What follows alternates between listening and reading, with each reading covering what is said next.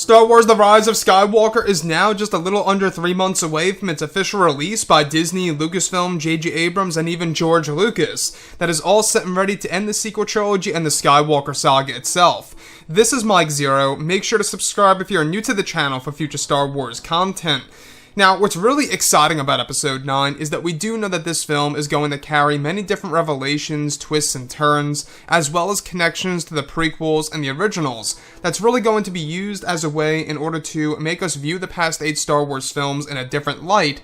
That's really going to use that as a way of course, inspirational source material by JJ in order to tell a fascinating story. Now, on top of all of this, these past couple of weeks or so, we've been learning a whole lot more about this film, and when it all comes down to George Lucas as a creator for The Rise of Skywalker, this is where things begin to get very intense for this movie and very exciting about how it's going to have a major effect on The Last Jedi.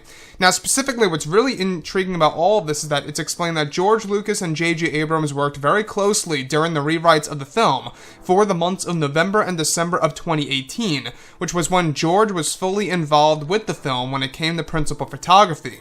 Now, it's described that one of the plans by George Lucas was to repair some plot points of The Last Jedi that were at a place where it said that the first step during the rewrites of the film was to do something very special with Luke Skywalker's past and how that would reflect and change how fans will view The Last Jedi.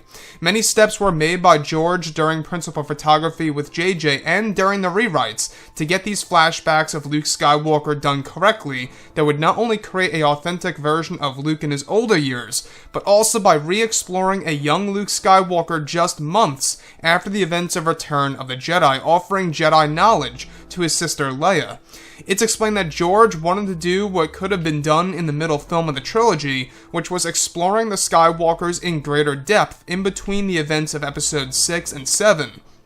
Additionally, it's explained that it was George's idea to also explain the origins of the First Order and Snoke's full backstory in the upcoming film that would also be a part of one of the big plot twists in the movie. Given that a part of the backlash had something to do with Snoke's backstory being left mysterious, this will be explained in the film. And lastly, brand new Force powers will be introduced for Luke Skywalker that is said to change people's minds of Luke being a Force ghost that is described to be incredible during the third act of the film. So let's go over a couple of parts about this. Now, you guys may have already known for a very long time now that George has been involved with this movie, working very hard with JJ in order to really make this movie as authentic as a Star Wars film it can really be. So, this movie does have a lot going for it. It's actually said to be a very, very long movie. A lot of cast members have been saying that. Kelly Marie Tran said that, Daisy Ridley, John Boyega, Oscar Isaac. Very, very long movie, which could very well mean that this movie is going to be either, let's say, for example, 2 hours and 50 minutes, maybe 3 hours.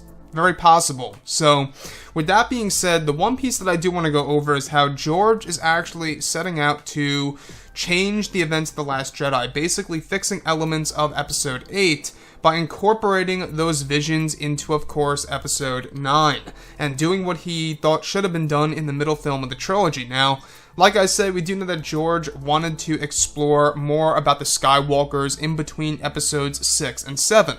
Now, I totally get it, these new movies are about the new characters, but at the end of the day, the heart of the Skywalker saga, since, it's called the Skywalker saga, has all to do with the Skywalkers. So I could see where George is coming from of how the middle film should have explored more of that. This way, the final film could have focused a little bit more on other aspects, right?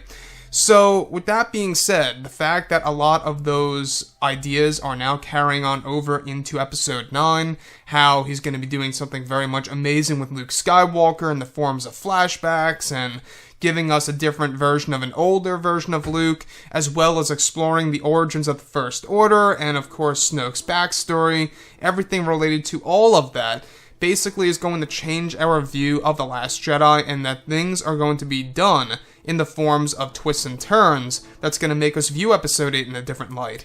Now, I'm not quite sure, if a lot of fans would really agree with that, but I will say that, as for me as a fan, I was really just not agreeing with the movie at all, The Last Jedi. I had a lot of problems with the film.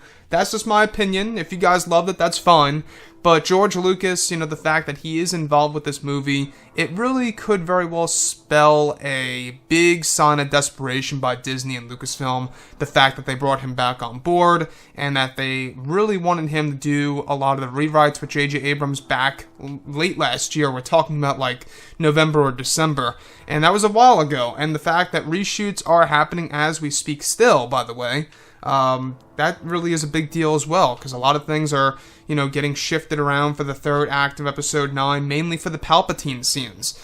So, on top of all of this, guys, let me know what you think about all of this below in the comments, and if you guys did enjoy the content for today, do make sure to drop a thumbs up on this video to support the channel. I thank you all so very much for the kind support, and I'll catch you guys next time.